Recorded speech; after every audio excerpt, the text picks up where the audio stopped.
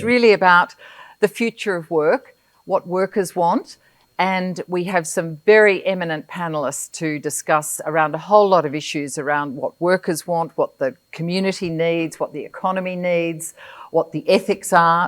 If you look only at the unemployment rate in your country or in mine, you miss most of the problem for prime age men.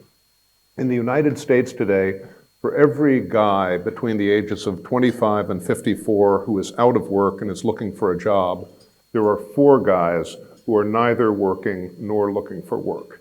If you look at the unemployment rate, you're missing 4/5 of the problem. Here in Australia, it's not quite as acute, but it's almost 4 guys. It's 3 guys at least.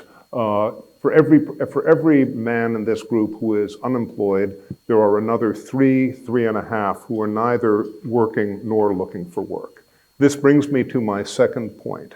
One of the big questions about the future of work is what happens to people who are not in the labor force. We had a period of learning where many people in this room will remember being sent home with their laptop and just having to make that work. And what we discovered was we could do our work at home. Many of us could do our work at home much more effectively than we realized. So we estimate that about 40% of jobs can be done from home. Actually, we estimate about 35% of jobs can be done from home, but during the lockdowns, about 40% of jobs were done from home.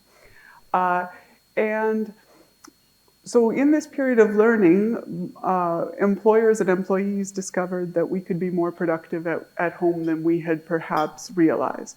And now that we're no longer in lockdown, we are in a period of experimentation where bosses and workers are just trying to figure out what this weird new world is going to look like. Most people don't value income for its own sake. I mean, they value income because it's a means of exchange for services and goods and so on. So it's the services and goods that they want, and of course income is a means to that.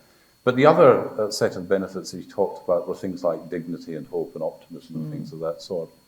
Now, the interesting thing about both of those sets of goods is that they're external goods in the following sense. That's to say they can be described independently of the activity by which you achieve them.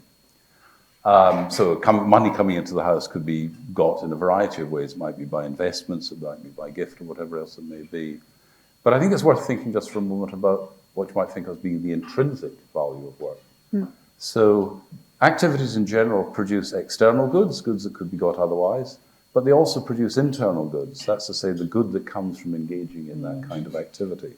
So if I'm making a piece of furniture, at the end of the day, I have a piece of furniture, but I've also had the experience of making a piece of furniture, exercising skills and gifts and so on.